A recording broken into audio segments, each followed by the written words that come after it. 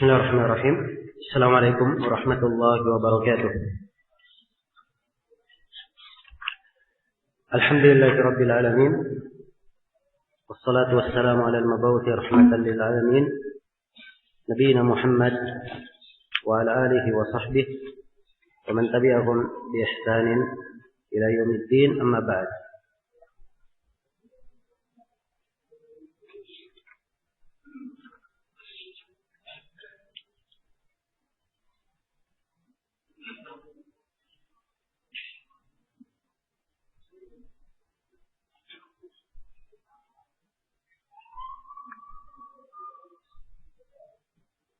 Ini sesi yang ke-8 dari pembahasan kita mengkaji kitab At-Tauhid karya Syekh Muhammad Tamimi rahimahullahu ta'ala. Pada kesempatan ini kita akan memasuki pembahasan bab yang ke-10. Berkata penulis rahimahullahu ta'ala, bab la yudbahu lillahi di makanin yudbahu fihi li ghairillah. Bab larangan menyembelih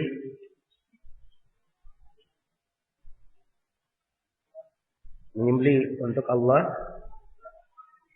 pada tempat yang dipergunakan untuk menyembelih kepada selain Allah.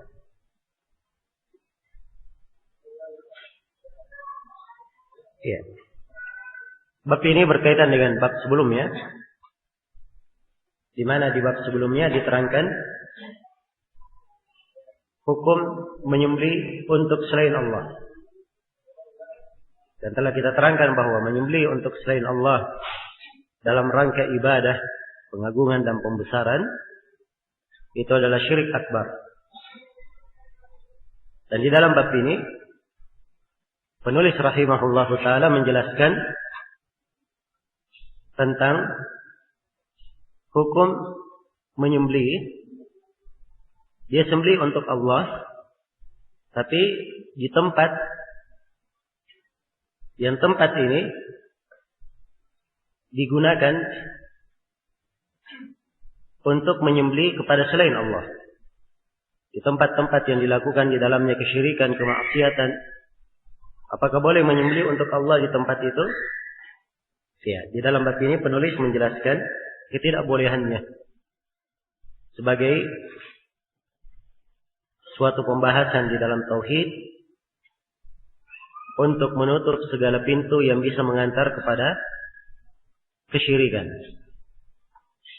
Ya, segala pintu yang bisa mengantar kepada kesyirikan itu adalah hal yang diterangkan tentang larangannya. Penulis membawakan sebuah ayat dan sebuah hadis di dalam bab ini. Kata beliau, wa qaulillahi ta'ala di halaman 59, dan firman Allah Ta'ala, la takum fihi abada, janganlah engkau berdiri salat di masjid itu selama-lamanya. Iya. Ayat ini berkaitan dengan larangan salat di Masjid Abdirar. Di Masjid Abdirar, di mana kaum munafikin mereka membuat sebuah masjid untuk menandingi Masjid Quba. Sengaja mereka membuatnya untuk menandingi Masjid Quba, membuat darar terhadap Masjid Quba, dan sebagai bentuk kekufuran dan memecah belah antara kaum muslimin. Iya. Maka kaum munafikin waktu itu meminta kepada Rasulullah untuk sholat di situ. Namun diterangkan di dalam buku-buku sejarah, buku sirah, bahwa Nabi Shallallahu Alaihi Wasallam waktu itu sedang bersiap melakukan perjalanan. Maka beliau berkata atau menjanjikan nanti setelah beliau kembali, beliau akan sholat di masjid tersebut. Maka seketika beliau kembali dari perjalanan sudah mendekati kota Madinah, turunlah wahyu kepada beliau. Ayat ini, la takum fihi abada. Jangan kamu berdiri melakukan sholat di masjid itu selama-lamanya. Diterangkan bahwa itu adalah masjid Dirar. Maka sebelum Nabi tiba di kota Madinah, beliau telah mengutus utusan untuk merobohkan masjid tersebut. Iya. Jadi ayat ini, la takum fihi abada. Jangan kamu berdiri lakukan salat di masjid itu selama-lamanya. Kelanjutan ayat, la masjidun ussisa 'ala taqwa min awwali yaumin ahaqqu an taquma fihi. Masjid yang dibangun di atas ketakwaan di awal hari, itu lebih berhak kamu melakukan salat padanya.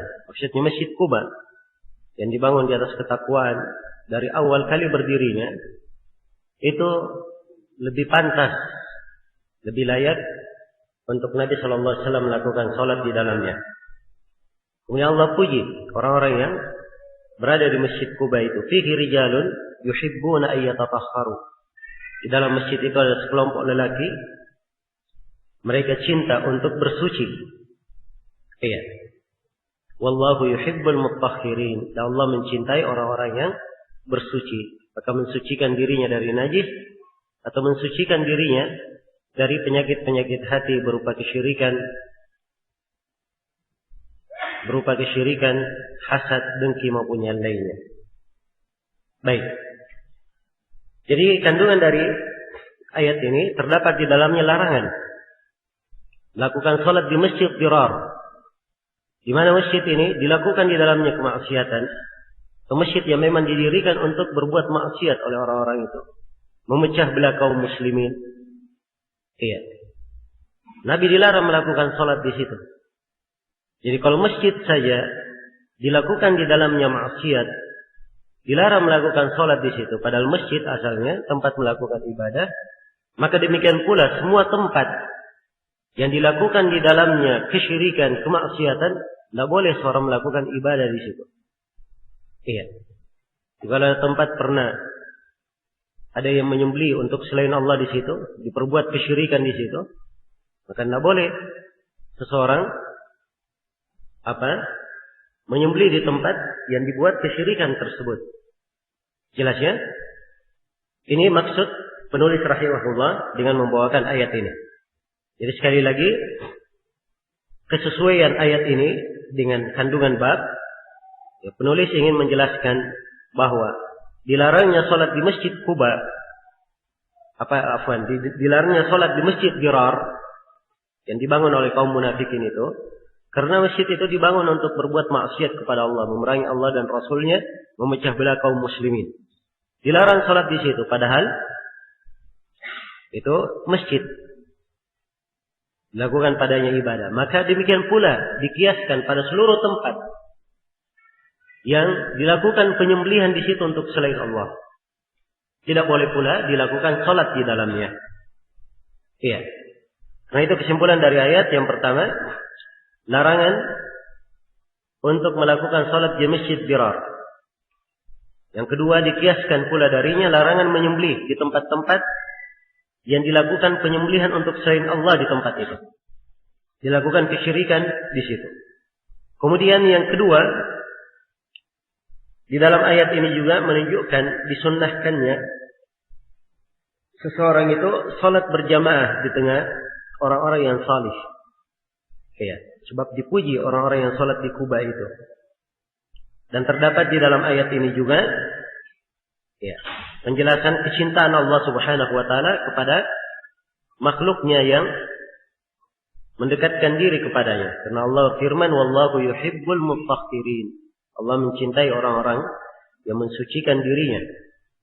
Ya, dan mensucikan diri dalam ayat bisa bermakna berwudu, membersihkan diri dari najis, dan bisa bermakna mensucikan diri dari penyakit-penyakit hati. Nah, dan ayat ini juga menjelaskan bahwa niat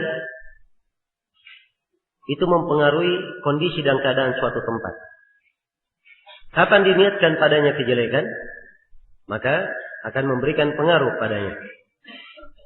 Sekaligus menunjukkan bahwa maksiat itu memberi pengaruh pada bumi. Demikian pula ketaatan memberikan pengaruh kebaikan. Sebagaimana orang yang bermaksiat, dia berlaku kesyirikan sebuah tempat, akhirnya dilarang untuk menyembelih di situ. Walaupun dia menyembelih untuk Allah Subhanahu wa ta'ala. Dan di dalam ayat ini juga terdapat dalil saddu dari'ah, menutup segala pintu yang bisa mengantar kepada kesyirikan. Kemudian beliau sebutkan hadis. Kata beliau, an Thabit bin Ad-Dhahhak radhiyallahu anhu annahu qala, nadara rajulun an yanhara ibilan bi Buwana. Fasa'alahu an-nabiy sallallahu alaihi wasallam faqala. Dari Thabit bin Ad-Dhahhak radhiyallahu anhu, beliau menuturkan, ada seorang yang bernadar untuk menyembelih seekor unta di Buwana. Ya, Buwana ini nama tempat ya, dekat dari Yambu. Iya. Fasa'alahu Nabi sallallahu alaihi wasallam. Maka Nabi sallallahu alaihi wasallam bertanya kepada orang itu. Bertanya kepada orang tersebut. Faqala hal kana fiha wathanun min awthanil jahiliyah? Nabi bertanya, apakah di tempat yang di Buwana itu, yang tempat kamu akan menyembelih, apakah ada sebuah wathan, berhala dari berhala-berhala jahiliyah yang disembah yu'bad? Qala la, orang ini menjawab tidak ada. Iya.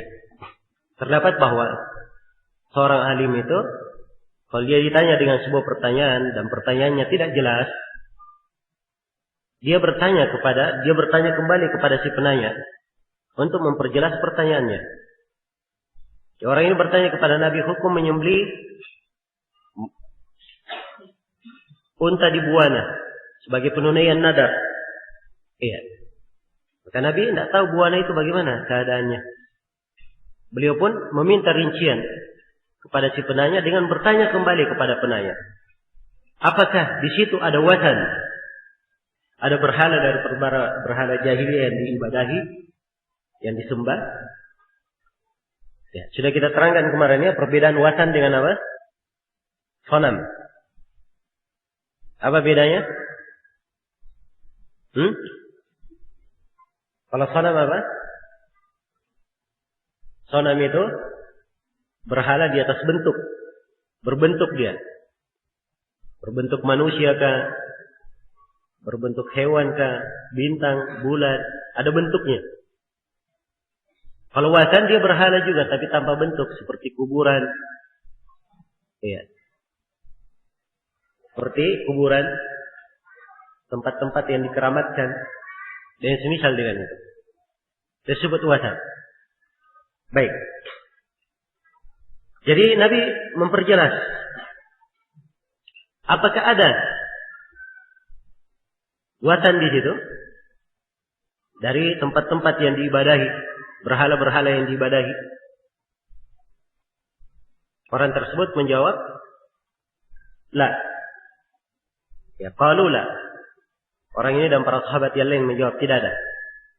Qala, maka Nabi bertanya lagi, hal kana fiha 'idun min a'yadihim? Apakah di tempat itu adalah sebuah perayaan hari raya dari hari raya orang-orang jahiliyah? Iya. Qalu la, mereka menjawab tidak ada. Mereka menjawab apa? Tidak ada. Faqala Rasulullah sallallahu alaihi wasallam, "Aufi binadrika." Kalau begitu tunaikan nadarmu. Menunjukkan bahwa nadar yang seperti ini nadar yang boleh dilaksanakan. Sebab tempat melakukan nadar itu tempatnya tidak ada berhala yang disembah. Ya.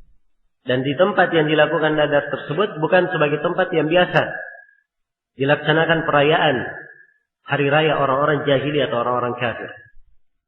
Iya. Faqala Rasulullah sallallahu alaihi wasallam, "Aufi binadrik." Maka Rasulullah bersabda, penuhilah nadarmu.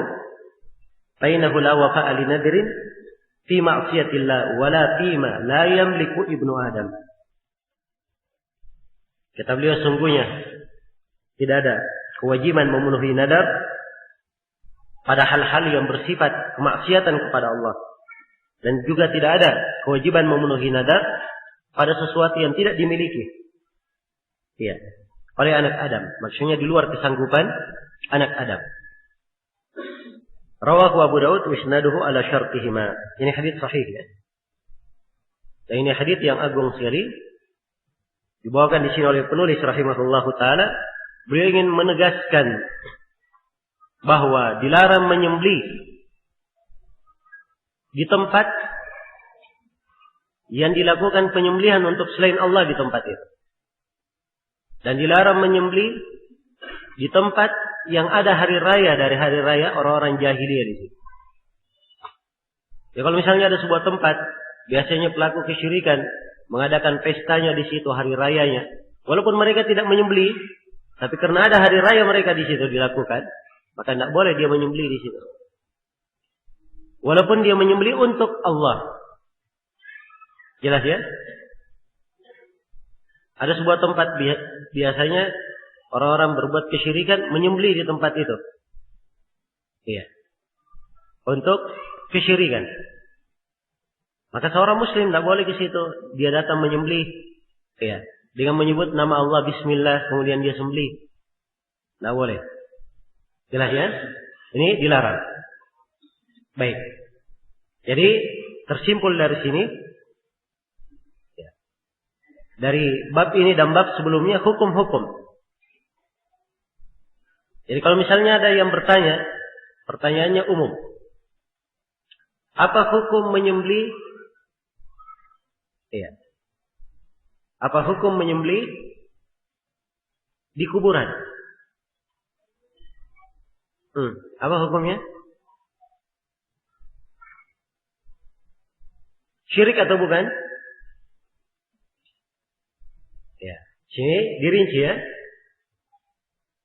Kalau dia menyembelih di kuburan untuk orang yang dikubur, maka ini hukumnya apa?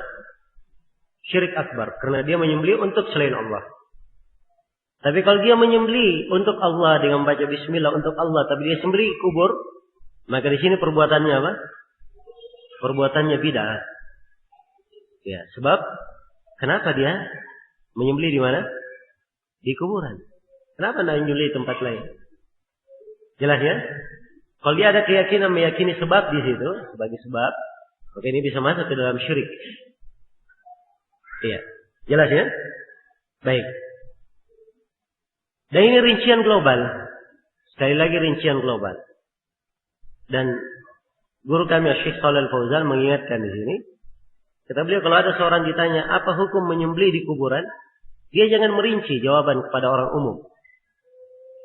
Ya. Dia katakan, dia tegaskan, menyembelih di kuburan hukumnya adalah kesyirikan. Selesai. Sebab orang umum kalau diberi rincian, kadang dia salah gunakan rincian tersebut. Ya. Jelas ya? Yang wajib kita menutup segala pintu, jangan sampai dia jatuh dalam melakukan perbuatan tersebut. Karena itu rincian yang seperti ini hanya diuraikan di dalam merinci pelajaran atau di kalangan para penuntut ilmu. Nah, kalau begitu harus dipahami ya bahwa seorang dai itu harus punya uslub di dalam menyampaikan. Ada kalanya di dalam suatu pembahasan ada rincian sebenarnya, tapi dia tidak sebut rincian karena orang yang di depannya tidak cocok diberi rincian. Tidak cocok untuk apa? Diberi rincian. Dan ini fikih dalam menjawab. Nah, seperti sebagian sahabat yang ditanya, seorang lelaki berbuat dosa. Ya. sahabat tersebut berkata tidak ada ampun bagimu. Padahal dosa selain dari kesyirikan bisa diampuni atau tidak? Bisa diampuni. Semua dosa bala bisa diampuni. Tapi kenapa dia katakan tidak ada ampun bagi kamu? Karena khawatir orang ini kalau dibukakan pintu itu, dia akan ulangi lagi.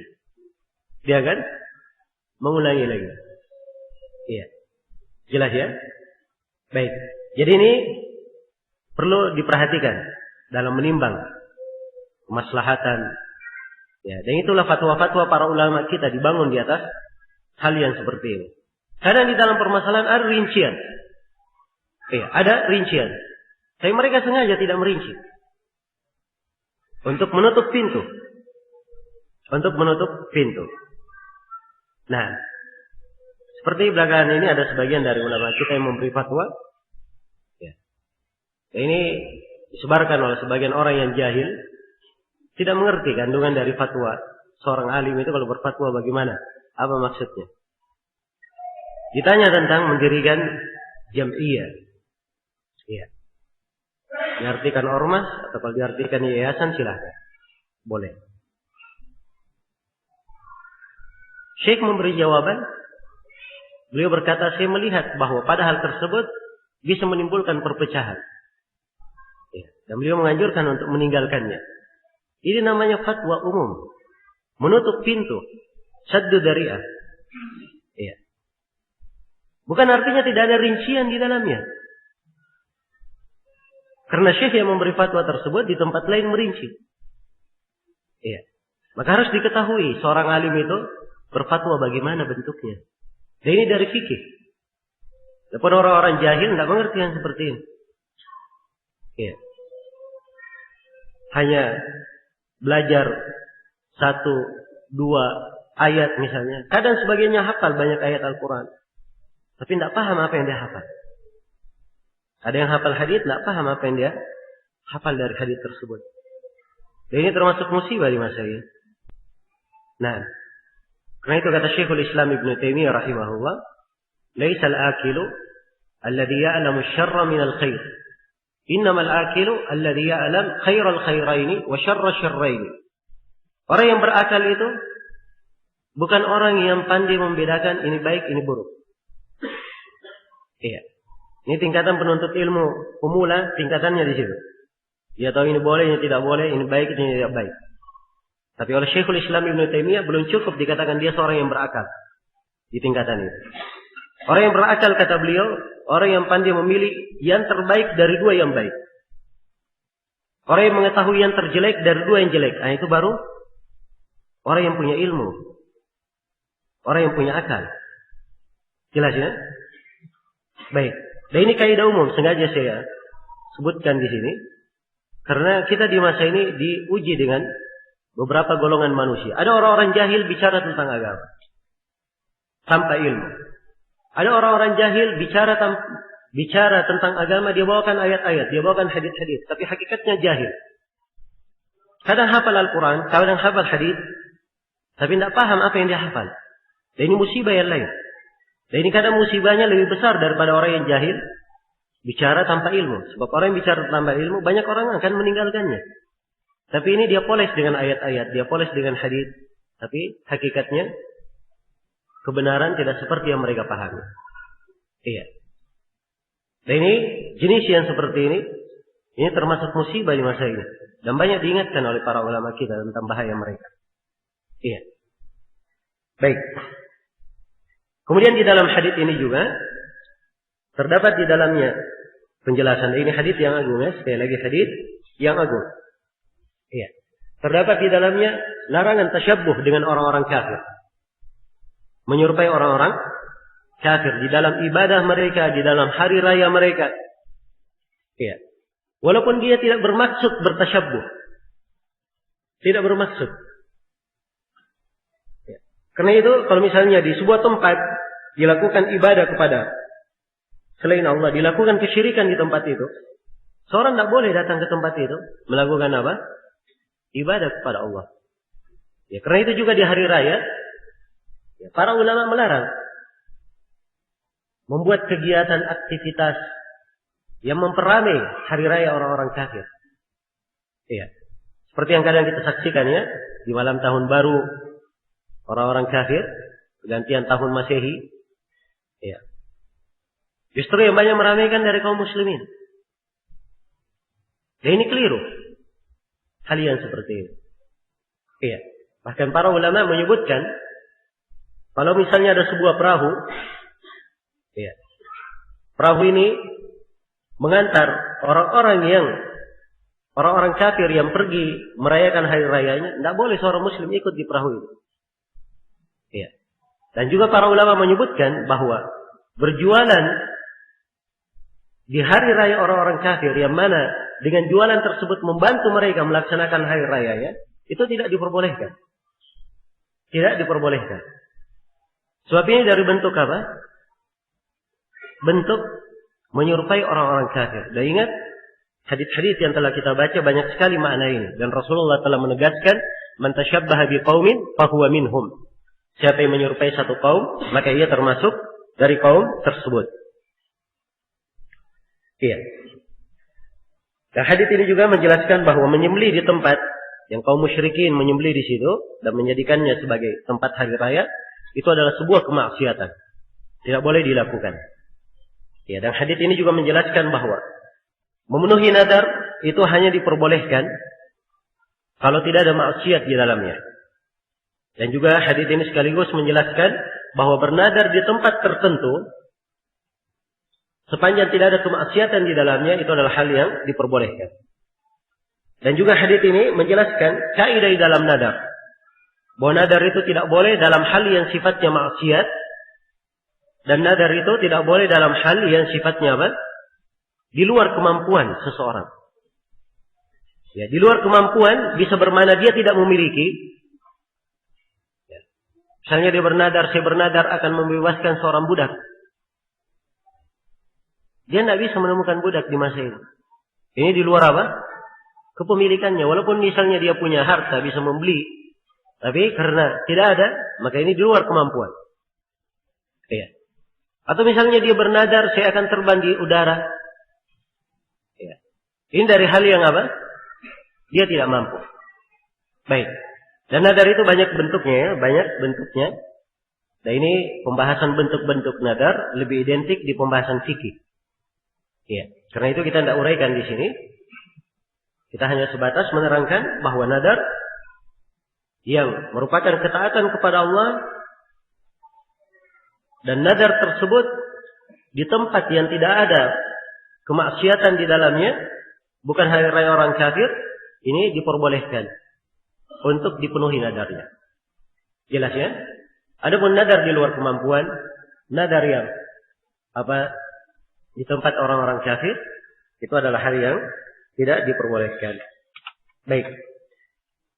Kemudian hadits ini dan ayat terdapat di dalamnya penjelasan bahwa nadar itu adalah ibadah. Kalau dia adalah sebuah ibadah, tidak boleh dipalingkan kepada selain Allah. Baik, akan datang di bab setelahnya, insyaallah taala penegasan tentang masalah nadar ini. Sudah masuk waktu salat Isya.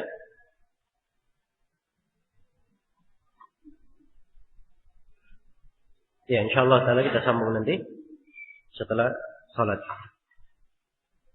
Subhanakallahumma wa bihamdik asyhadu an la ilaha illa anta astaghfiruka wa atubu ilaik walhamdulillahi rabbil alamin.